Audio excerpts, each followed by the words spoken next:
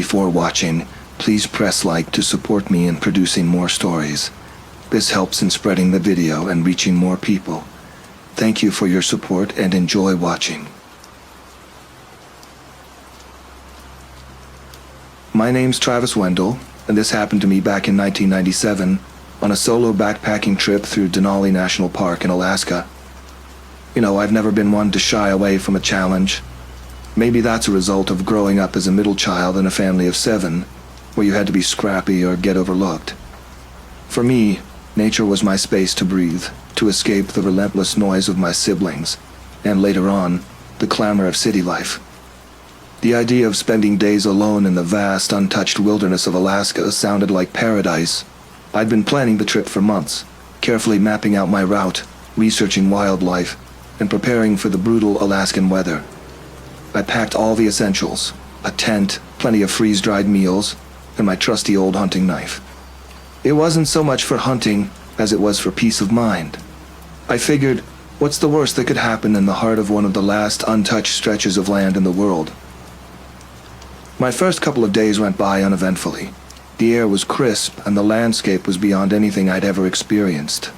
Vast, sweeping vistas of snow-capped mountains, clear blue rivers, and dense forests of pine. I felt like the luckiest man alive. Every night I'd set up camp, cook my meal, and drift off under a sky littered with stars. On the third night, though, things took a strange turn. I'd just finished a late dinner and was stashing my food away to avoid any curious bears when I heard something rustling in the underbrush nearby. Now, out in the wild, that's pretty common. You get all kinds of nocturnal critters looking for food. But this was different. It was heavier, almost rhythmic, like something pacing back and forth just out of sight. Probably just a deer, I muttered to myself, trying to dismiss the chill crawling up my spine. I went back to my tent, zipped myself up, and tried to let the quiet of the forest lull me to sleep. But then, around midnight, the pacing started up again. This time, it was closer, circling my camp. I could hear the crunch of leaves and the snap of twigs underfoot, and it sounded like, well, honestly, it sounded like it was something on 2 legs. But that made no sense. There wasn't another soul for miles around. I grabbed my flashlight and my knife, and I unzipped the tent just enough to peer out. The beam of light caught nothing but darkness, trees stretching out in every direction. But the sound continued, slow, deliberate footsteps circling closer and closer. In a voice barely above a whisper, I told myself, "It's just an animal. You're imagining things. Nobody else would be out here." When dawn broke, I stepped out of my tent feeling foolish and a bit jittery. I surveyed the ground around my camp. At first, nothing seemed out of place, but then I noticed the footprints. They were enormous, maybe twice the size of a human foot, and deep, like something heavy had walked around my tent all night. I couldn't shake the feeling that I wasn't alone, but I convinced myself it was just some strange animal. Denali's vast wilderness holds all kinds of creatures that people rarely see. That was the only logical explanation. The next day, I hiked deeper into the forest, trying to put some distance between myself and the eerie footprints. But as I walked, I kept catching glimpses of movement in my peripheral vision, shadows darting between the trees just far enough to make me question whether I was seeing anything at all. By late afternoon, I was jumpy, constantly glancing over my shoulder. As the sun dipped behind the mountains, I found a clearing and set up my camp. I chose a spot near a rocky outcrop, figuring it would provide a bit of shelter if things got windy. That night, I barely touched my food. My stomach was twisted in knots, my nerves frayed. And then, just as darkness settled in, I heard it again. The footsteps, slow, deliberate, circling my camp, inching closer and closer. I gripped my knife so tightly my knuckles turned white. My heart was pounding, my breathing shallow.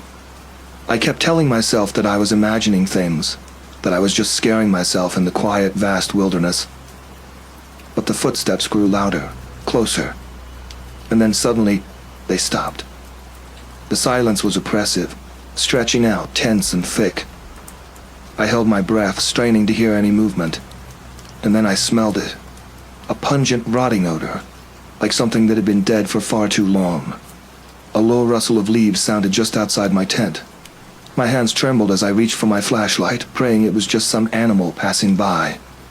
I shone the light, slowly sweeping it across the clearing outside. My heart stopped. Standing at the edge of the clearing was something. It towered over the bushes, its shoulders hunched, its arms hanging at odd angles. In the beam of the flashlight, I could make out its matted fur, thick and dark, caked with dirt and blood. It had a face that looked part canine, part something else, with a mouth too wide and filled with teeth that looked like shards of glass. I froze, unable to tear my gaze away. It seemed to regard me, tilting its head, almost as if it was curious. And then, with a speed I couldn't process, it lunged forward, swiping at the tent with one massive, clawed hand. I screamed, scrambling backward, the knife slipping from my hand in my panic. The tent collapsed around me and I felt its weight pressing down as the creature clawed and tore at the fabric. Desperate, I kicked and flailed, trying to find some way out. Finally, I managed to cut through the back of the tent with a stray pocket knife I'd forgotten was in my pocket. I crawled out, barely escaping as the creature slashed at the spot where I'd been moments before. I took off running, not looking back, not daring to think. I could hear it behind me, crashing through the underbrush, its breath coming in short, huffing grunts that sounded almost excited. I don't remember much about that night. I ran until my legs gave out, stumbling through the dark, guided only by the faint glimmer of the moon through the trees. I finally collapsed under a large tree, too exhausted to move, every nerve in my body on edge. I clutched my knife, not that it would do much good, and waited, praying that the thing had given up. When dawn broke, I slowly opened my eyes, my body stiff and aching. I was alone. The forest was quiet, and there was no sign of the creature. But when I looked down, I saw it. Deep gouges in the trunk of the tree I'd leaned against, as if the creature had marked it, some kind of twisted reminder that it had been there. I stumbled back to the main trail, my mind racing. When I reached the park ranger station, I must have looked like a madman, dirt-streaked, trembling and stammering about some beast in the forest. The rangers were skeptical, of course. They probably thought I'd had some kind of mental breakdown. But when I mentioned the footprints, they paused. One of the older rangers exchanged a look with his colleague, and they both went quiet. He pulled me aside, his face grim, and told me that years ago there had been similar reports. Hunters and hikers who had ventured too far, who came back rambling about some kind of monster stalking the forest. They'd found tracks, too, huge, deep imprints in the ground. But they'd never found the creature, and most people just dismissed it as some kind of Alaskan tall tale. But he didn't. He looked at me and said, "There's things in this world we're better off not understanding, son." I left Alaska a few days later, vowing never to return. But sometimes, late at night, I can still smell that stench, that mix of decay and something animalistic.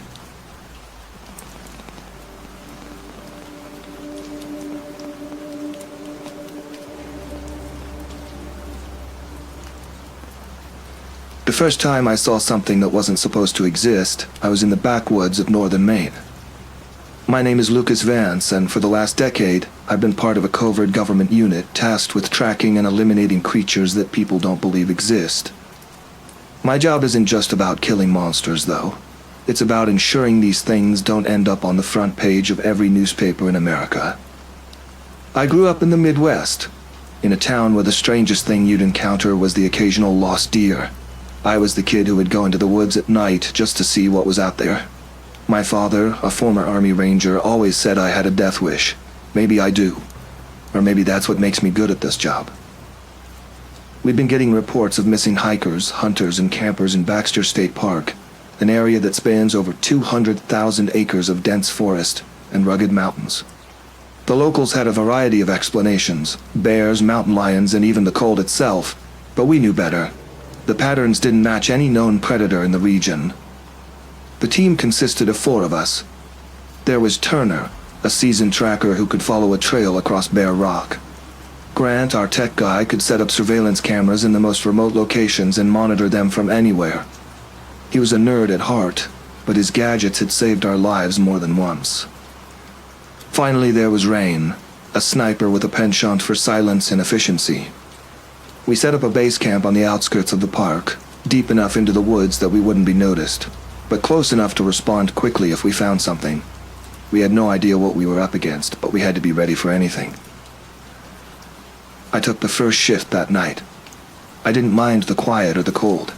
It gave me time to think, to prepare mentally for whatever we might find.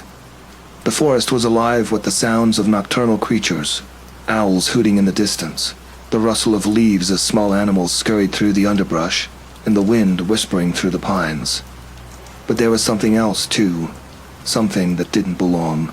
It was subtle, almost imperceptible, but there, a sense of being watched, as if the trees themselves had eyes.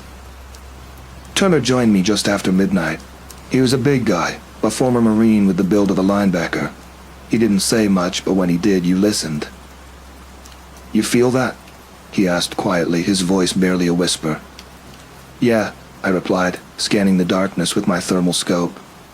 "Something's out there. Something big." Turner nodded, his hand resting on the grip of his rifle. We both knew what that meant. This wasn't a bear or a mountain lion. This was something else entirely.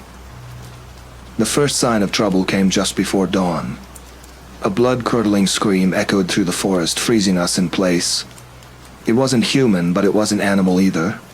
It was something in between, something that sent a shiver down my spine. Turner and I exchanged glances. "We need to move," I said, my voice steady despite the adrenaline surging through my veins. "Now." We woke the others and headed toward the sound. It wasn't far, maybe a quarter-mile from our camp.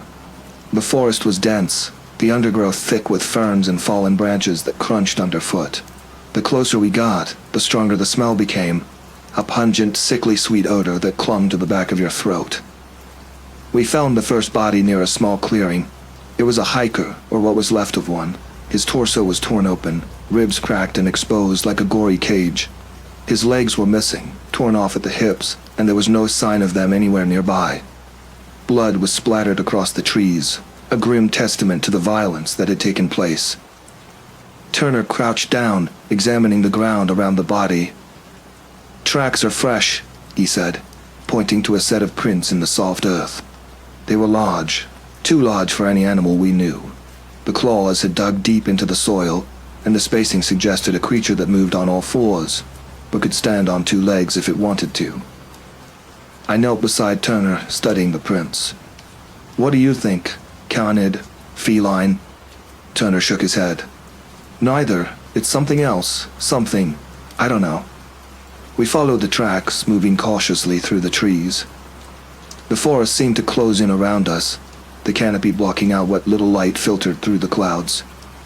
The deeper we went, the quieter it became, as if even the animals knew to stay away. Grant's voice crackled over the radio. "I'm picking up movement about 50 yards ahead, something big." We spread out, taking positions on either side of the trail. My heart was pounding, every sense heightened. We moved slowly, silently, our rifles at the ready. The trees thinned out as we approached another clearing, this one larger, with a small stream running through it. And that's when we saw it. It was hunched over, its back to us, ripping into something on the ground. The creature was massive, easily 8 feet tall even in its crouched position. Its fur was dark and matted, covered in blood and gore. Its limbs were long and muscular, ending in hands that more resembled claws, with fingers that curled like talons. It had a thick neck, and its head was massive, shaped like that of a wolf, but with features that were disturbingly human. I motioned for Turner to take the shot, but before he could, the creature lifted its head, sniffing the air. It turned slowly, its eyes large, intelligent, locking onto us. For a moment we were frozen, trapped in its gaze. It wasn't fear that held us, but something deeper, something primal. Then, it charged. Turner fired, the sound of the rifle deafening in the stillness. The bullet hit the creature in the shoulder, staggering it but not stopping it. It let out a howl, an ear-splitting, unnatural sound that made my blood run cold. I fired next, aiming for its chest. The round hit home, but it kept coming. A mass of muscle and fury. Range shot was the one that did it. A single bullet to the head dropped the creature in its tracks. It collapsed with a heavy thud, the ground shaking beneath it. We stood there, gun still trained on the body, waiting for it to move, but it didn't. Turner approached cautiously, his rifle trained on the creature's head. He nudged it with his boot, and when it didn't respond, he knelt down to examine it more closely. "What the hell is it?" I asked, joining him. "Not sure," Turner replied, his voice grim. "But it's not like anything I've ever seen." We spent the next hour securing the area and documenting the scene. Grant took photos and samples while Rain and I set up a perimeter, just in case there were more of them. But the forest was silent again, the only sound the rustling of leaves in the wind. Once we were sure the area was secure, we called in the retrieval team. They'd take the creature's body back to our facility for further study. Whatever it was dead now, and that was all that mattered. As the sun began to rise, we packed up and prepared to leave. The forest seemed almost peaceful now, as if the night's horrors had been nothing but a bad dream. But the bodies were real, the blood was real, and the creature lying dead in the clearing was real. We never found out exactly what it was. The scientists had their theories. Some kind of mutated wolf, or maybe a species we'd never encountered before, but none of them seemed to fit. It didn't matter, though. Our job was to hunt these things down and make sure they didn't pose a threat to anyone else. And that's exactly what we did. The last thing I remember before we left was the way the sunlight filtered through the trees, casting long shadows across the clearing. There was no reflection on what we'd done, no deeper meaning to be drawn from the events. We had a job to do, and we did it. We left the forest behind, the creature's body secured in the back of a black van, the secrets of the night buried with it. The others believed us, as they always did. We were professionals, and the evidence was undeniable, and as we drove away, the only thing on my mind was the next mission. There would always be another one. There always was.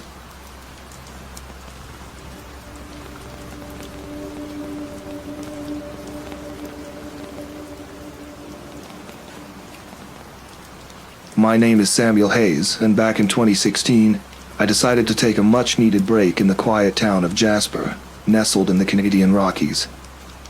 As an overworked software developer, I thought a week in nature would be just the ticket to reset my mind. I arrived in Jasper on a crisp autumn morning. The air was fresh, carrying the scent of pine and a hint of impending snowfall. The town was charming, a cluster of wooden cabins, small shops, and friendly locals who seemed to know each other by name. It was the kind of place where the biggest news was probably about Mrs. Thompson's cat stuck in a tree. I checked into a modest bed and breakfast owned by an elderly couple, the Millers. Mrs. Miller was a delightful woman who insisted on feeding me homemade pies, while Mr. Miller regaled me with tales of his youth spent climbing the surrounding peaks. They made me feel right at home, which was a pleasant change from the anonymous apartment complex I lived in back in Toronto. On my second day, I decided to explore one of the less-traveled hiking trails that Mr. Miller had recommended, the path leading to Azure Lake. "It's a bit rugged," he warned, "but the view is worth every step." Armed with a map, a backpack filled with essentials, and my trusty old camera, I set off. The trail was indeed rugged, but the scenery was breathtaking. Towering evergreens lined the path, their branches swaying gently in the breeze. The forest was alive with the sounds of nature, chirping birds, rustling leaves, and the distant rush of a waterfall. I couldn't help but feel a sense of peace wash over me. About an hour into the hike, I stumbled upon a clearing where I met a fellow hiker named Lisa. She was a wildlife photographer, evident from the high-end camera slung around her neck. We struck up a conversation, sharing our love for nature and the reasons we found ourselves in Jasper. She joked about how photographers are just people who like to hide behind lenses to avoid social interaction. I laughed, admitting that coding wasn't much different. We both observed the world from a distance. We decided to continue the hike together. As we walked, Lisa pointed out various plants and animals, her knowledge vast and impressive. She even taught me how to differentiate between a spruce and a fir tree, something I never thought I'd find interesting. "Did you hear about the elusive Jasper lynx?" she asked, her eyes gleaming with excitement. "Can't say I have," I replied. "Legend has it there's a lynx around here that's as big as a mountain lion. Locals say it's just a myth, but a part of me hopes it's real. Imagine capturing that on camera." Well, if we run into it, you can take pictures while I run the other way, I quipped. She laughed. Deal. We reached Azure Lake by midday. The water was a stunning shade of blue, mirroring the clear sky above. We sat on a fallen log by the shore, eating sandwiches and sharing stories. Lisa told me about her travels across Canada, and I shared amusing anecdotes about debugging code at 3 in the morning. At one point, she snapped a candid photo of me staring thoughtfully at the lake. For posterity, she said with a wink. As the sun began to dip, we decided it was time to head back. We hadn't realized how quickly the day had passed.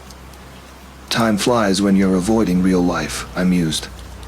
Or when you're in good company, she added. We retraced our steps, but the forest seemed different somehow. The cheerful chirping of birds had ceased, replaced by an eerie silence, the kind that makes you acutely aware of your own footsteps. Is it just me, or does the forest feel off? Lisa asked, her voice barely above a whisper. Maybe the animals have a curfew, I joked, though unease was starting to creep in. We pressed on, but the feeling of being watched was undeniable. I dismissed it as paranoia, probably a side effect of too many thriller novels. Then we heard it, a distant, chilling howl that echoed through the trees. Lisa stopped in her tracks. Did you hear that? Probably just a wolf, I said, trying to sound casual. They're common around here, right? Wolves don't usually come this close to trails frequented by humans, she replied, her face tense. We quickened our pace. The trail, which had been so clear earlier, now seemed convoluted. Every tree looked the same, and the markings we'd been following were nowhere in sight. Did we take a wrong turn? I asked, hoping she had a better sense of direction. I don't think so, Lisa said, studying the map. But none of this makes sense. Another howl pierced the silence, this time closer. Too close. Okay, that didn't sound friendly, I admitted. Let's keep moving, she urged. As we hurried along, the underbrush rustled nearby. We exchanged nervous glances. Maybe it's your giant lynx. I attempted to lighten the mood. Not funny, she muttered. Suddenly a figure burst out from the bushes. A man, disheveled and panting. Help me, please, he gasped, eyes wide with terror. We rushed to his side. What's wrong? Lisa asked. It's after me, he stammered. It got my friend. Tore him apart like he was nothing. My stomach tightened. What did? The bear. He shook his head violently. No bear. Something else. Something big. Before we could ask more, another sound erupted, a guttural snarl that made the hairs on the back of my neck stand up. Run! The man screamed. We didn't need to be told twice. The three of us bolted down the trail, adrenaline fueling our sprint. Behind us, heavy footsteps pounded the earth, accompanied by the snapping of branches. I dared a glance over my shoulder and caught a glimpse of it. A hulking silhouette, moving on all fours yet unnaturally swift. It was covered in matted fur, muscles rippling beneath the surface. The creature resembled a wolf but was the size of a grizzly bear. What is that? Lisa shouted. Just keep running, I yelled back. The man veered off the trail suddenly. This way, he cried. We followed, though every survival instinct screamed against leaving the path. The terrain was rough, littered with roots and rocks. My lungs burned and my legs felt like they might give out, but fear kept me going. Ahead, the man stumbled and fell with a cry. Lisa and I skidded to a halt. Help me, he pleaded, clutching his ankle. There was no time. The creature was closing in, its growls growing louder. Lisa grabbed one of his arms and I took the other. Together, we hoisted him up and continued our desperate escape. We burst into another clearing, this one dominated by an old abandoned cabin. Its windows were shattered, and the door hung loosely on its hinges, but it was shelter. Inside, I urged. We half-dragged, half-carried the injured man into the cabin. Lisa slammed the door shut and I pushed a dilapidated table against it. That won't hold for long, she said, her voice shaking. The man collapsed onto the floor, grimacing in pain. We're trapped, he muttered. I scanned the room for anything useful. In the corner, an old hunting rifle leaned against the wall. Thank God, I breathed, grabbing it. I checked the chamber. 2 bullets. Not ideal, but better than nothing. Can you shoot? Lisa asked. I can manage, I replied, hoping I sounded more confident than I felt. A heavy thud hit the door, causing the entire cabin to shudder. The creature was outside. Upstairs! The man cried, pointing to a rickety ladder leading to a loft. We scrambled up just as the door gave way. The table skidded across the floor, and the beast entered, its massive form filling the doorway. Up close, it was even more terrifying. Jaws strong enough to crush bone, claws that looked like they could rip through steel. Got any jokes now? I whispered to Lisa, trying to steady my trembling hands. Knock, knock, she whispered back. Really? Got a better idea? The creature prowled the ground floor, sniffing the air. It hadn't spotted us yet, but it was only a matter of time. I raised the rifle, aiming down the sights. My heart pounded so loudly I was sure the beast could hear it. Hey! I shouted. The creature's head snapped up, eyes locking onto mine. In that split second, I pulled the trigger. The shot echoed like a cannon blast. The bullet struck its shoulder, causing it to roar in pain. One more, Lisa reminded me. The beast leaped, clawing at the edge of the loft. I fired again, this time hitting it square in the chest. It fell back, crashing onto the floor below. Did we get it? The man asked, his face pale. We peered over the edge. The creature lay motionless. Looks like it, I said, relief washing over me. Suddenly its eyes snapped open. It pushed itself up with a guttural snarl. Of course it's not that easy, I groaned.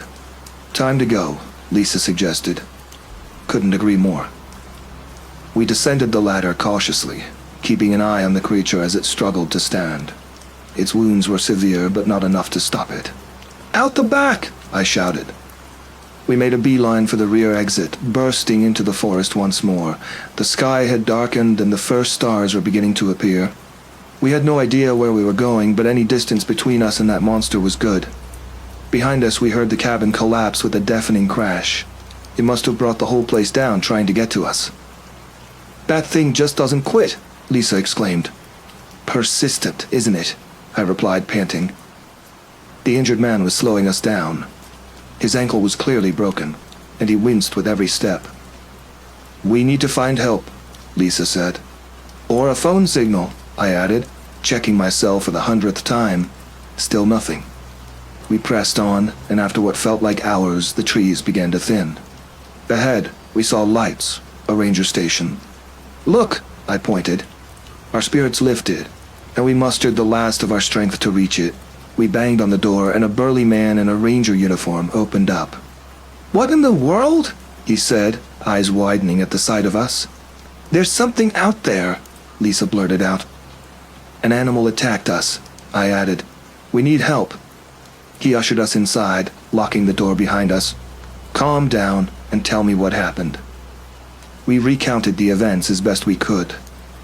The ranger listened intently, though skepticism was evident on his face. You're sure it wasn't a bear? He asked.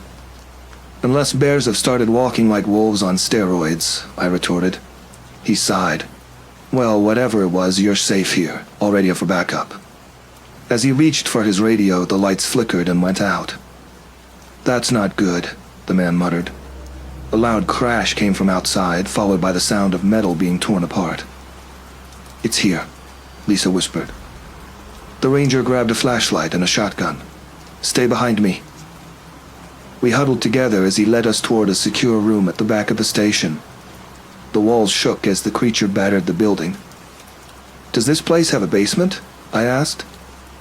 Yes, but it's just a storage area, the ranger replied.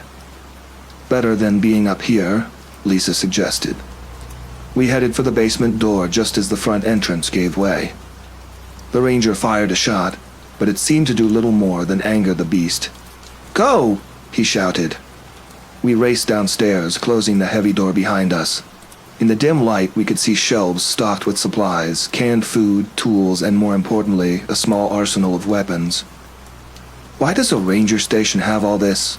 I wondered aloud. Budget cuts lead to stockpiling, Lisa guessed, grabbing a flare gun. The injured man slumped against the wall. I can't keep running.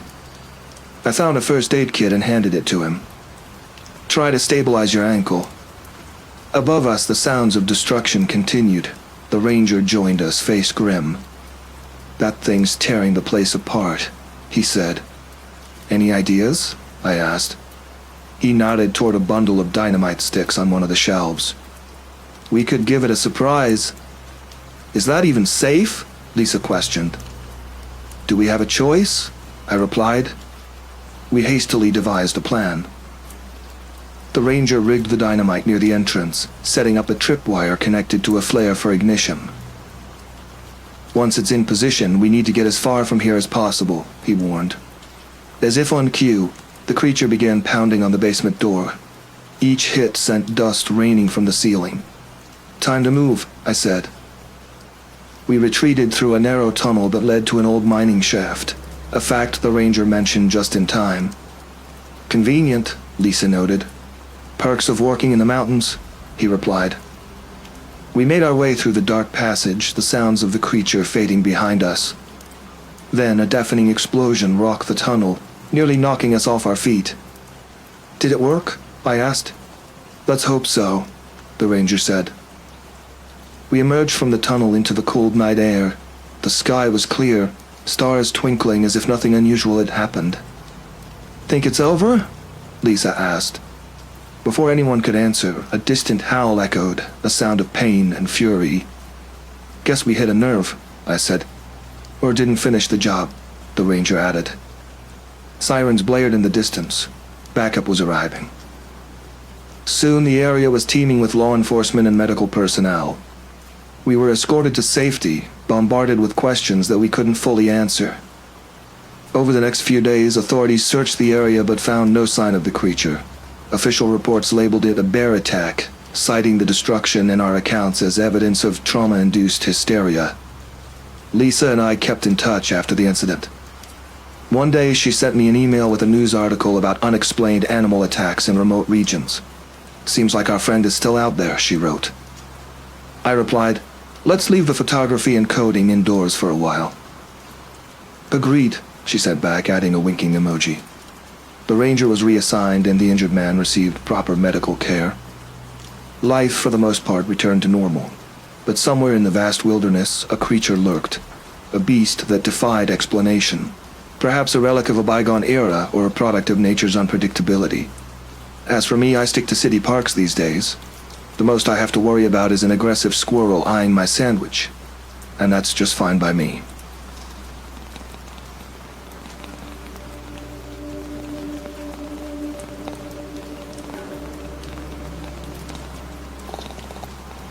My name is Caleb Redhawk, and this happened back in 2007 on the Flathead Reservation in Montana. I'd been living on the reservation most of my life, fixing things here and there, not because I had a knack for it, but because everyone else seemed to think I did. Life out here is simple, with only the sound of the wind through the pines and the occasional cry of a hawk. That's just the way I like it. But all that peace went to hell the day Thomas Morningstar went missing.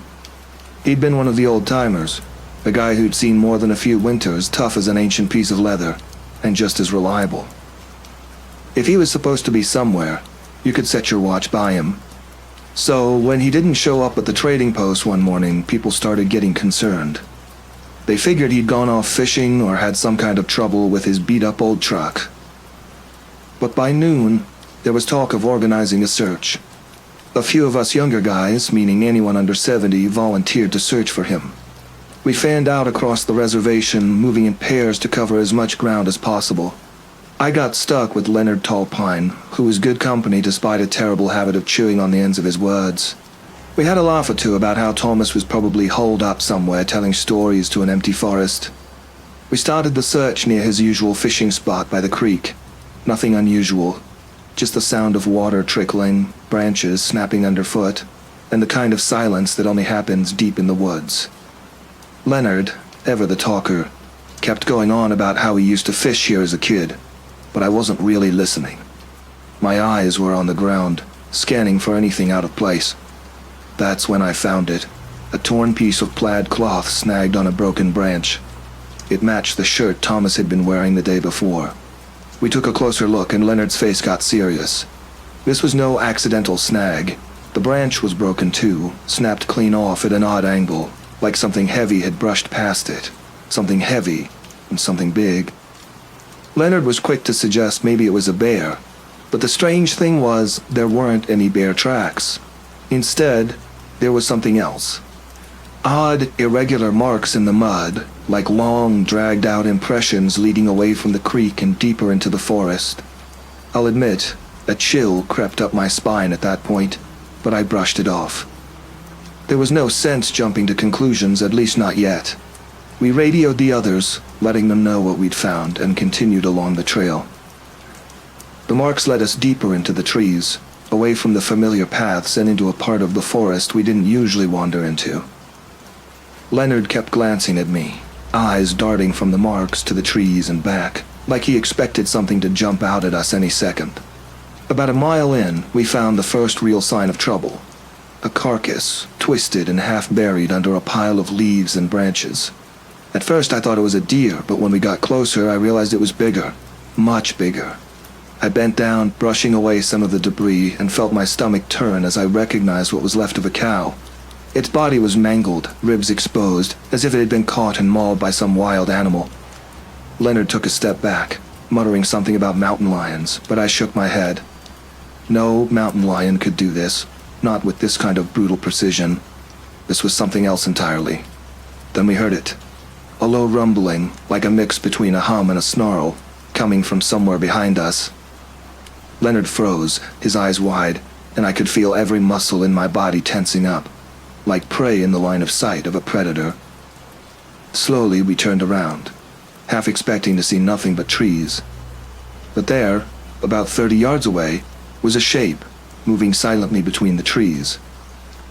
At first I thought it was a bear, but as it stepped into a shaft of light, I realized it wasn't like anything I'd ever seen before. It stood on two legs, hunched, with arms too long and thin, ending in hands that seemed almost human but tipped with claws. Its skin was rough, almost leathery, and stretched taut over a skeletal frame.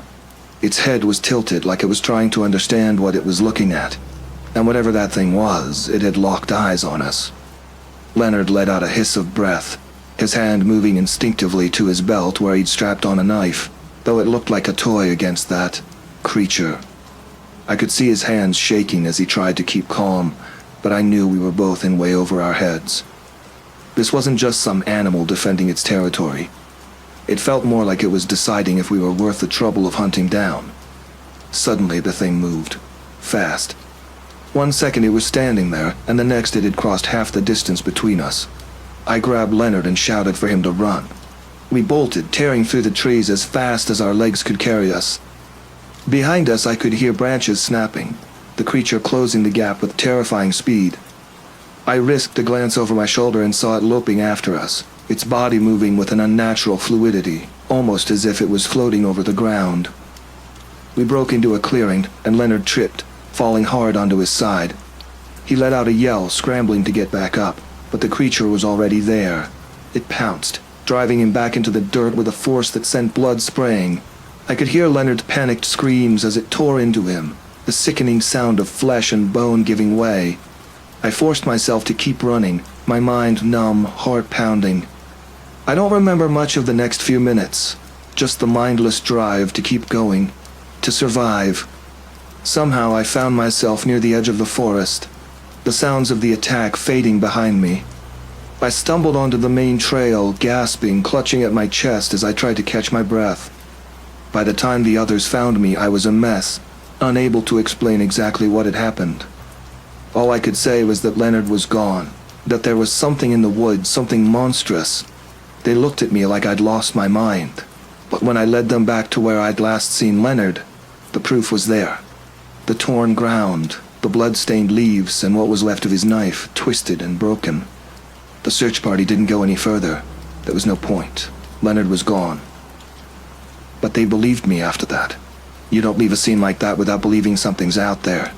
Something capable of unimaginable violence. Later, I tried to look into the creature, asking around, talking to elders who might know anything about strange creatures on the reservation. Most of them just shook their heads, muttering about things best left alone. Warnings handed down about certain areas of the forest. One elder told me it might be a manifestation of an old spirit, something born from hatred or hunger, but no one seemed to know for sure. I left that forest behind, but not without a lingering sense of what was out there. I'm not the superstitious type, but when people ask why I don't hunt or camp near that area anymore, I just tell them it's not safe. And I mean it. That thing, whatever it was, isn't something you want to cross paths with, not unless you're prepared to become part of its next meal. In the end, all they found were a few scattered bones, the earth around them torn up as if by something that wanted to savor its prey.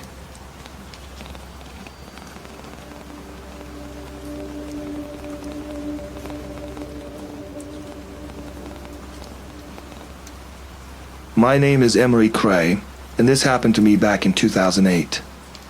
I was still a Navy SEAL back then, stationed out of Virginia Beach, Virginia. Our unit had just been assigned a top-secret mission deep in the Appalachian Mountains. It was the kind of assignment that didn't exist on paper. We were briefed in a windowless room, our only light source a flickering overhead bulb. Command told us we were hunting down a high-value target, some kind of rogue agent gone dark, holed up in the dense forest. Our team of 5 got dropped off at a remote spot miles away from any civilization. We had minimal gear, just enough to survive and complete the mission. My team consisted of 4 other guys. Novak, a tall, quiet sniper with a penchant for dark humor. Timmons, a burly breacher who could knock down a door in one hit. Garcia, our medic who could stitch you up with a smile. And Stevens, the tech guy who carried more gadgets than a spy movie. We moved through the thick woods, staying low, whispering when necessary. The forest was eerily quiet, not even a bird singing. It felt wrong, like the woods themselves were watching us. As we pushed deeper, we stumbled upon a dilapidated cabin, hidden among the trees. It was the perfect hideout. Novak scanned the perimeter while Timmons and I prepared to breach. Stevens and Garcia hung back, covering us. We burst in, weapons ready, but the place was empty. Dust and cobwebs covered everything, a rusty old stove in one corner and a broken table in another. We split up to search the place. Stevens found a hidden door under a rug, leading down to a cellar. The stairs creaked as we descended, flashlights slicing through the darkness. The cellar was larger than expected, with tunnels branching off in several directions. As we ventured deeper, a sense of unease grew stronger. The tunnels were damp and cold, the air thick with an unpleasant metallic scent. We found rooms filled with strange equipment, things we couldn't identify, and documents in a language none of us recognized. Garcia stumbled upon a gruesome scene. He called us over, his face pale. We found bodies, mutilated and arranged in disturbing patterns. The sight churned my stomach. Timmons cursed under his breath. Novak stayed silent, his eyes scanning the room for any threats. We documented what we found, then moved on. This wasn't our target. We needed to stay focused. Hours passed as we navigated the labyrinth of tunnels.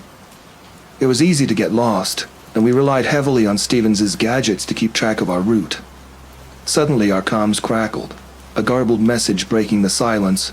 It was Novak. Something's wrong. We need to regroup. Now. His usually steady voice wavered. We hurried back to our last known point, but Novak was gone. His gear was there, scattered on the ground, but no sign of him. Panic set in. We called out, searched every corner, but Novak had vanished without a trace. We made a tough decision to press on, hoping to find him later. As we moved forward, strange noises echoed through the tunnels like whispers and distant footsteps. Garcia, usually the optimist, looked genuinely scared. "This place is cursed," he muttered. We found another room, this one filled with surveillance equipment. Screens displayed various parts of the tunnels and the forest above. One screen showed Novak tied up and unconscious. We needed to move fast. Stevens worked on locating his position while Timmons and I kept watch. That's when we first saw it on the monitors. A figure, humanoid but not quite human, moved through the tunnels with unnatural speed and grace. It was tall, with elongated limbs and pale, almost translucent skin. Its eyes glowed faintly in the darkness. "What the hell is that?" Timmons whispered, his usual bravado gone.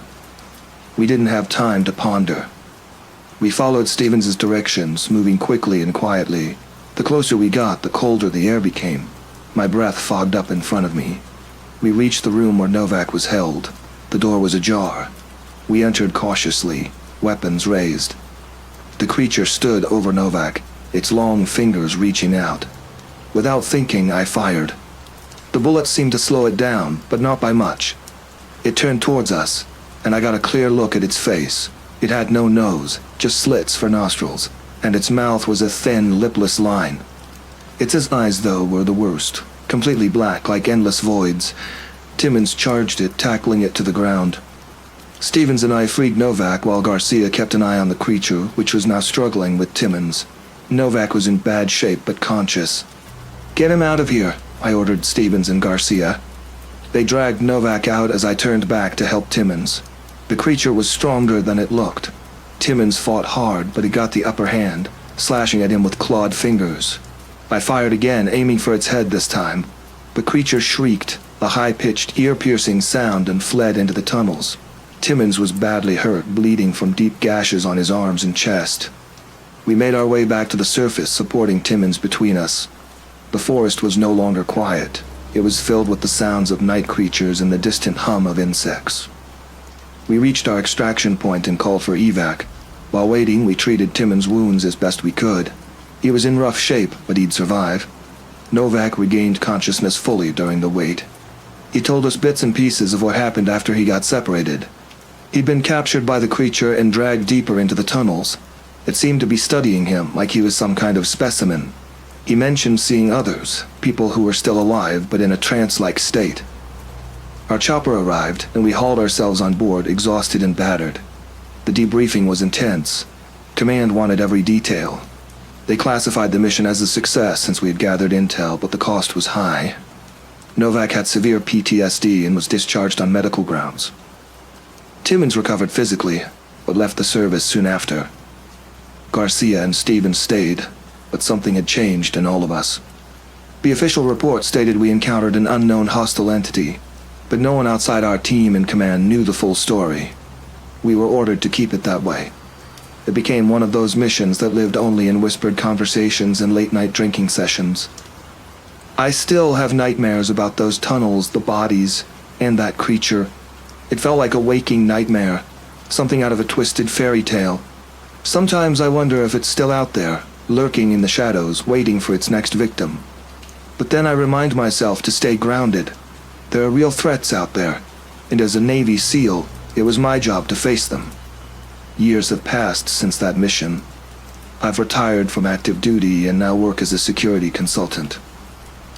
The memories of that night in the Appalachian Mountains have faded somewhat, but they never really go away. They're like scars, reminders of the things we've seen and done. Every so often, I get a call from one of the guys. We talk about life, families, the mundane stuff, but we always end up circling back to that mission, sharing new theories and trying to make sense of what we encountered. There are no answers, just questions, and a sense of unease that never quite leaves. It's funny in a way. We were trained to face the worst humanity had to offer, to confront enemies with guns and bombs. But nothing could have prepared us for that night, for a creature that defied logic and reason.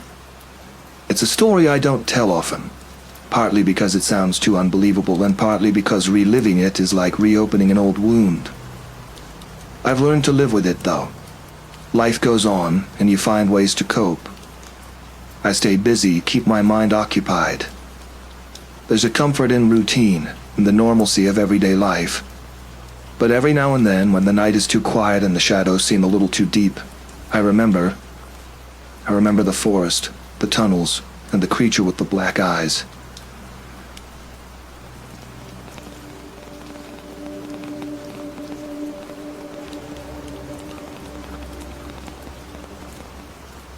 In 1996, I bought a cabin in the middle of nowhere, Togiak National Wildlife Refuge in Alaska. Some people call it isolated. I call it perfect. Name's Garrett Mathis, by the way. Before this, I spent 10 years working construction. And let me tell you, you don't need much more than a hammer and a bit of muscle to get by. I got tired of the city, tired of people, and I thought living off the grid was my ticket to peace. No more listening to endless traffic or nosy neighbors. Funny thing is, if you'd told me 10 years ago that I'd be chopping wood and gutting fish instead of dealing with city contractors, I would have laughed. I loved the hustle back then, until I didn't. So, I saved up, packed everything I owned into a beat-up truck, and hauled it to Alaska. My nearest neighbor was about 20 miles away, and the nearest town was barely big enough to have its own gas station. Exactly how I wanted it. Let's get this out of the way. I'm not armed, not in the traditional sense. Never owned a gun, never liked them. Call it a personal quirk. I had a crossbow, though, for hunting small game. Figured it was quieter, more respectful to the land. Besides, what's the worst that could happen out here? Maybe a bear, but even they keep their distance when they hear you coming. So no, I wasn't worried about being some unarmed idiot living in the wilderness. The day everything went sideways started like any other. Early morning, I was stacking firewood when I noticed something unusual. The wind had a smell to it, a sharp, rotting kind of smell. I chalked it up to maybe a moose carcass not too far off getting ripe. The animals out here are vicious, but they rarely mess with me. Still, it bugged me. By noon, I was out of things to do. Wood stacked, water jugs filled, fish drying on a rack near the cabin. I decided to take a hike along the trail that ran behind the property. The place is dense with spruce and birch trees, the kind of forest where it's easy to feel like you're the only person in the world. The trail eventually opens up to a small river that cuts through the valley. Quiet, except for the occasional ripple of water. That's when I saw it. At first, I thought it was just an animal standing at the water's edge drinking. But it was too tall, too wrong. It stood on two legs, and its body was hunched, its back curved in a way that no animal should be able to manage. Its fur, if you could even call it that, was patchy and matted with what looked like dried blood. It had these long, sinewy arms that hung low, nearly reaching the ground. Now I'm not easily spooked. But that thing was nothing like I'd ever seen in all my time out here. And I've seen some weird stuff, moose fights, wolves stalking in packs, but nothing like this. It moved, slow and deliberate, like it was stalking something. That's when I noticed it wasn't alone. A second one, smaller but just as grotesque, lurked nearby. It was chewing on something that used to be alive, based on the scattered remains. I stood there frozen, crossbow slung over my shoulder but completely forgotten. It didn't take them long to notice me. The smaller one lifted its head, sniffing the air, and then it let out this awful sound, like a high-pitched screech mixed with a gurgling noise. The larger one, the first one I'd seen, turned toward me, slow and methodical. Its head jerked in a way that reminded me of a broken marionette doll. I backed up, slow and steady, figuring maybe I could slip away unnoticed. No dice. They moved together, not quickly but with intent, as if they knew exactly how to box me in. I grabbed the crossbow and knocked a bolt, my hands trembling. I aimed at the larger one, right between where its eyes should have been, and fired. Here's the thing about crossbows. They aren't fast. You've got one shot, and then you're fumbling to reload while whatever's hunting you decides whether it's annoyed enough to kill you. The bolt hit, but it didn't go down. It staggered, let out another screech, and then charged. I scrambled backward, my foot catching on a tree root, sending me sprawling. For a second I thought that was it. I was done. But instead of mauling me, the creature stopped. It tilted its head again, sniffed the air, and then, get this, it ran away. Both of them did, just like that. Vanished into the trees like they had somewhere better to be. I sat there gasping, trying to process what had just happened. I'm no biologist, but those things, whatever they were, weren't anything natural. Not a bear, not a wolf, not even close. When I finally got back to my feet, I noticed something on the ground where they'd been chewing. A boot. Half of one anyway. Torn apart like the person wearing it had been dragged through hell. That's when I realized the pieces on the ground weren't animal remains. They were human. Someone had been killed out here. I didn't want to stay and find out if they'd come back for seconds. I ran back to the cabin, barricaded the door with everything I had, furniture, boxes, even the damn firewood, and grabbed the radio. But here's the kicker. No signal. Dead air. I tried for hours, cycling through every frequency I could think of. Nothing. Night fell faster than it usually does. It was like the forest wanted me trapped, smothered by the dark. I lit a few lanterns, more for comfort than anything else. Kept the crossbow close, knowing it probably wouldn't save me if those things decided to come back.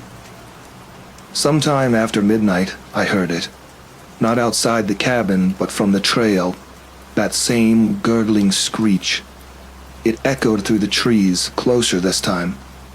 I peeked out the window and saw a figure moving along the edge of the clearing. It was the smaller one from before, sniffing around like it was searching for something. I don't know why I did it, but I decided to follow it. Maybe I was curious, or maybe I was just tired of feeling trapped. I grabbed my flashlight and crept out of the cabin, keeping my distance. It led me back to the river, and that's when I saw them. 3 more of those things crouched around a pile of bones. Human bones. One of them looked up, sniffed the air again, and I realized too late that they'd spotted me. I bolted, running blindly through the forest, not caring where I ended up as long as it was away from them. I could hear them crashing through the trees behind me, getting closer with every step. And then, just like before, they stopped. I turned around, breathless, expecting them to be right on top of me. But they weren't. They'd stopped at the edge of a clearing, pacing back and forth, growling to each other. It was like there was an invisible line they couldn't cross.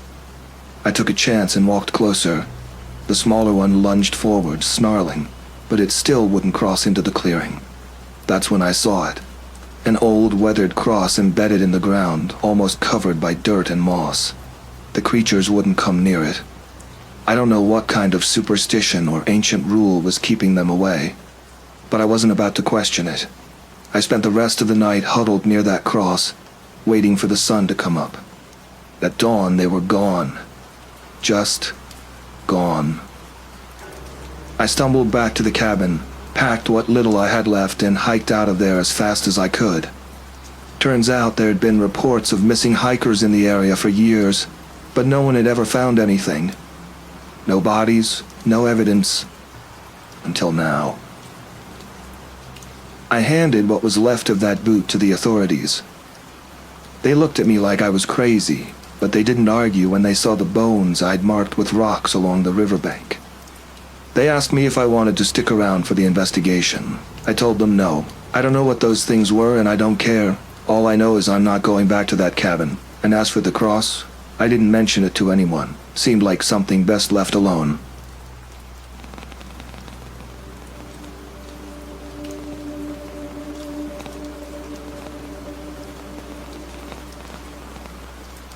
My name's Jimmy Blackfeather, and it all happened back in 2006, in the dense forest surrounding Idlewild, California. I'm from the Chumash tribe, though most folks wouldn't guess it. I blend right in with my jeans and flannel, and half the time people assume I'm just another local hiker or trail guide. Truth is, I've been working as a park conservationist for over 15 years, and you get used to most of the wild creatures here. The black bears, the cougars, even the occasional rattlesnake lurking in the underbrush. But nothing prepares you for the things that don't fit into any guidebook. It started on a quiet day.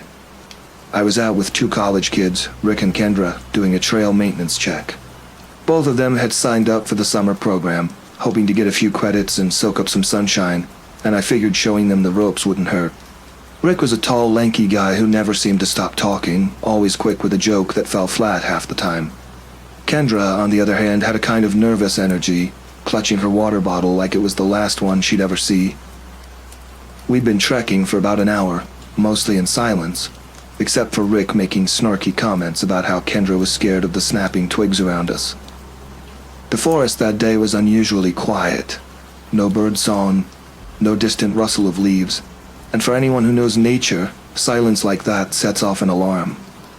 But I brushed it off, thinking maybe it was just one of those days. About 2 miles in, we came across an abandoned campsite. It looked like whoever had been there had left in a hurry. Half-burned logs still smoldered, a ripped tent flapping in the slight breeze.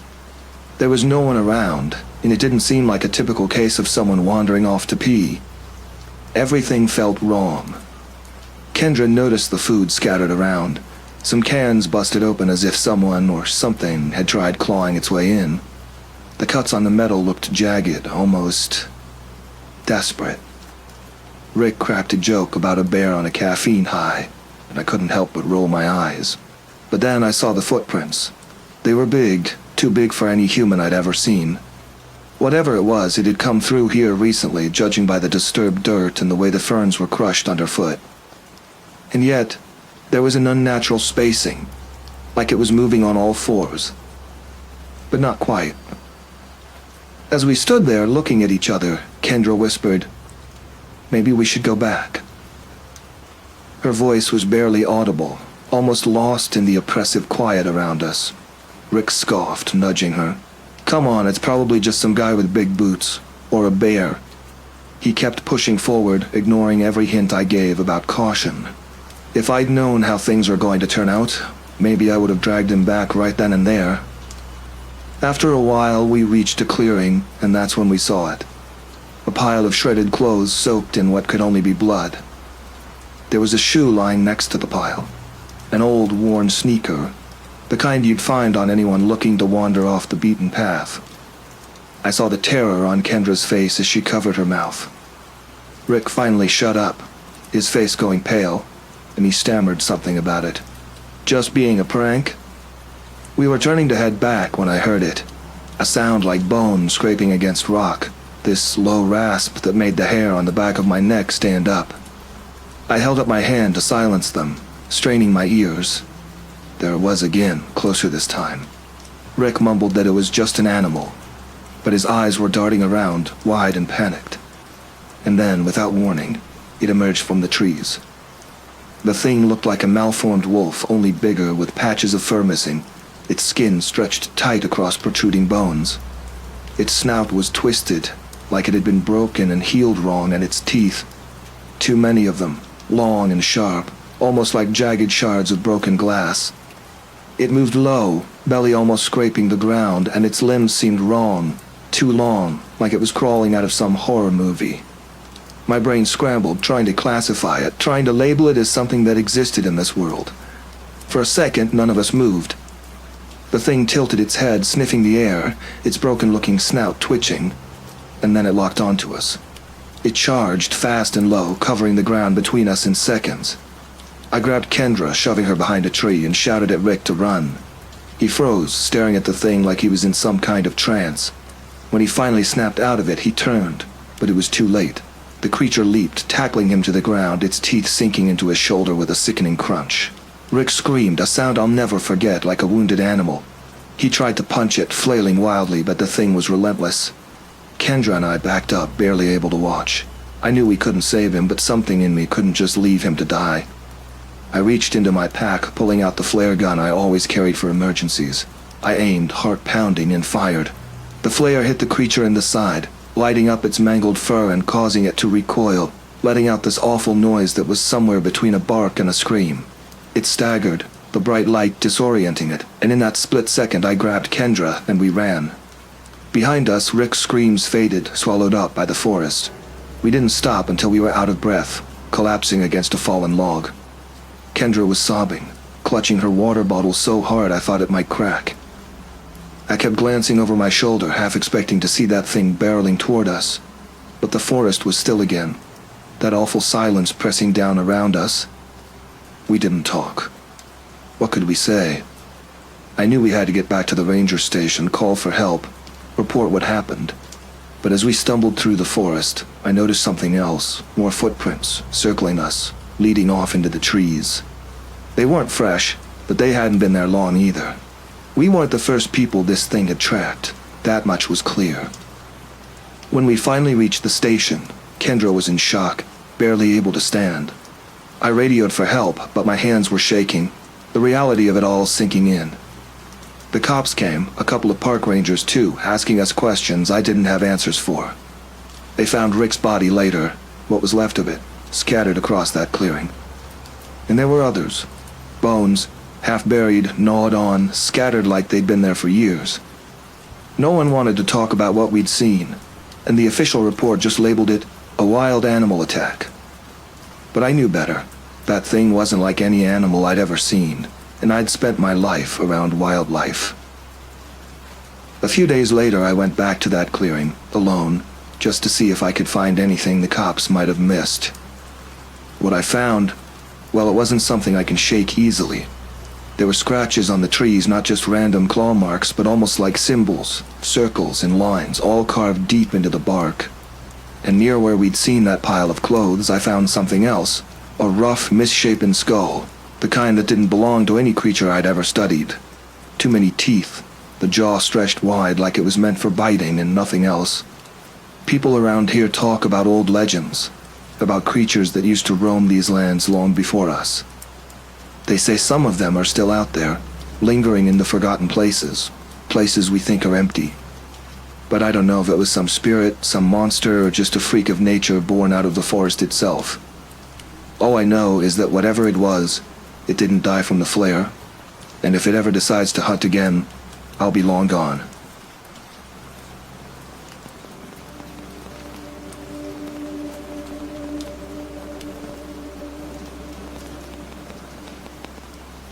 I was just trying to make good time, pushing through a stretch of back roads in Pennsylvania to avoid the traffic on I-80. It was 2001, I remember that much. Back then, I had no idea these little detours could get me into trouble. I'm Alan Driscoll, an auto parts distributor. I spend a lot of time behind the wheel, and I know these roads pretty well. Or at least I thought I did. The trip was routine until I hit a fork in the road near a small town called Shikshini. I don't know why, but something about the left-hand road called to me. Maybe I was bored, or maybe I was just tired of the same highways, but I took it, thinking it would be a nice little shortcut. GPS wasn't much help back then, so I was navigating by instinct, and that's when everything went south. The paved road turned into gravel, then dirt. I didn't realize how deep into the woods I was until the tree line closed in around me. The branches were thick overhead, and the light was starting to fade. The map I had in the glove box wasn't detailed enough to show these back roads, and after driving for what felt like an hour, I was beginning to regret the choice. I was completely off course. I pulled over by a small clearing to get my bearings. The air felt thick, too quiet, like the woods were holding their breath. No wind, no birds. My gut was telling me to turn around and get out of there, but I needed to check my engine first. Old habit. I stepped out, popping the hood to pretend I knew what I was looking at. It was just me and the sounds of the engine ticking as it cooled down. But then I heard something else. It wasn't an animal. No rustling of leaves, no snapping of twigs, just a low, steady hum coming from the forest. It didn't belong out here. It was too mechanical, like someone was running a generator in the middle of nowhere. I grabbed a flashlight from the truck bed and decided to check it out, figuring it was maybe a cabin or some kind of ranger station. I shouldn't have been curious.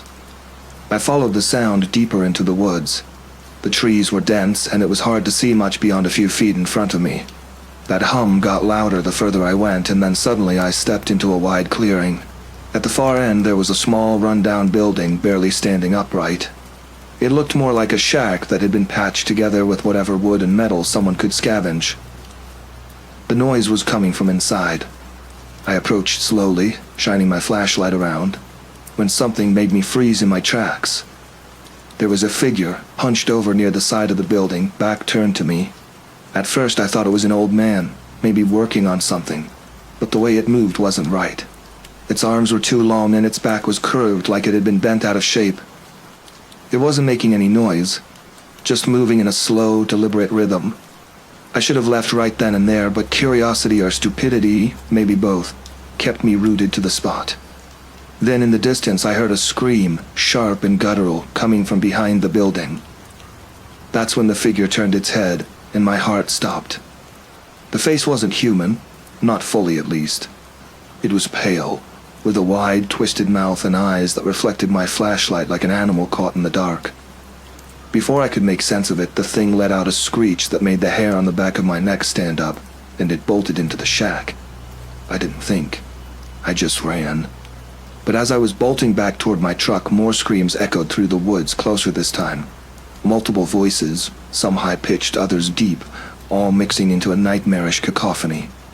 I didn't dare look back. My only thought was getting to my truck and getting the hell out of there. But when I reached the clearing where I'd parked, my truck wasn't alone. There were two men standing by it, inspecting the tires like they were picking out dinner. They looked like they'd crawled straight out of the woods themselves. Filthy, their skin pale and patchy, clothes tattered. One of them turned as I approached, a grin spreading across his face. "Lost?" he asked, his voice raspy, like he hadn't spoken in years. I didn't answer. I couldn't. My legs felt like lead, but I managed to back away slowly, trying not to provoke them. The other man stood up, holding something long and sharp, a homemade blade. I knew then that I was in deep trouble. "Can't leave yet," the second man said, his voice a sick imitation of friendliness. "We don't get visitors often." I turned and ran again, back into the trees, but I could hear them following, their footsteps crunching through the underbrush. They weren't rushing, just keeping pace, like they knew I had nowhere to go. And they were right. I didn't. I could hear the engine of my truck sputtering to life behind me. They'd gotten to it. I was on foot in the middle of nowhere, and they had my vehicle. The woods were a maze. I tried to find my way back to the main road, but it was impossible. The deeper I went, the more disoriented I became. My flashlight flickered and then died, leaving me stumbling in the dark. I could hear voices now, whispering and laughing just beyond the trees. I wasn't alone, not by a long shot. That's when I saw the glow, a faint light coming from behind a thick cluster of trees. I had no choice but to follow it, hoping it was another road, or maybe a ranger station. Instead, I found a camp. It was no ordinary campsite, though. The fire in the center was burning low, and around it were scattered bones. Human bones, skulls with deep, jagged cuts, rib cages cracked open. This wasn't just some hunting camp. It was a slaughterhouse. I backed away, ready to run again, when something grabbed me from behind, yanking me to the ground. I hit hard, my head spinning as I tried to scramble back up, but whoever or whatever it was had me pinned. The stench of rotten sweat filled my nose as a rough, heavy hand clamped over my mouth. "Quiet," a voice hissed. "Don't make a sound." I stopped struggling long enough to realize the voice wasn't one of the men from the truck. This was someone else. A woman, maybe. But she wasn't trying to help me. She was hiding, pulling me down to the ground with her, keeping me silent as footsteps crunched through the leaves nearby. I couldn't see much in the dark, but I could hear them. More of them, maybe 5 or 6, shuffling around the camp, talking in low, guttural tones. "They like to play," the woman whispered, her breath hot against my ear. "But they're not done yet." I didn't move, barely breathed as the footsteps passed by. When it was clear, she let go, and I turned to look at her. Her face was gaunt, hollow, like she hadn't eaten in days. Her eyes were wide, frantic, like she'd seen too much. "You're not safe," she said. "None of us are." I didn't ask who she was or how long she'd been out there. I just wanted to get out alive. But before I could even think of a plan, the ground beneath us shifted. Something large, a hulking figure, emerged from the shadows of the trees. Its size made my blood run cold. It wasn't just one of the men. It was bigger, more twisted, a grotesque mockery of human form. The woman gasped, and I knew we were both dead. The thing lunged at her first. I scrambled back, watching as it tore into her with sickening force, her screams echoing through the trees. I didn't stay to watch. I ran, my legs carrying me faster than I thought possible, the sound of her death still ringing in my ears. I don't know how long I ran, but when I finally stopped, gasping for air, I realized I wasn't being followed. The woods were silent again. No whispers, no laughter, just the oppressive stillness. I made it to the edge of the forest, the road ahead barely visible in the early morning light. My truck was long gone, and so were the men. I had no choice but to walk, my legs heavy, my mind numb. I eventually made it to a small gas station where I called the police. They didn't believe me, not at first, but when they found the camp, the bones, and the wreckage of my truck, they had no choice but to listen. They never caught those men, or that thing, but they found the bodies, what was left of them.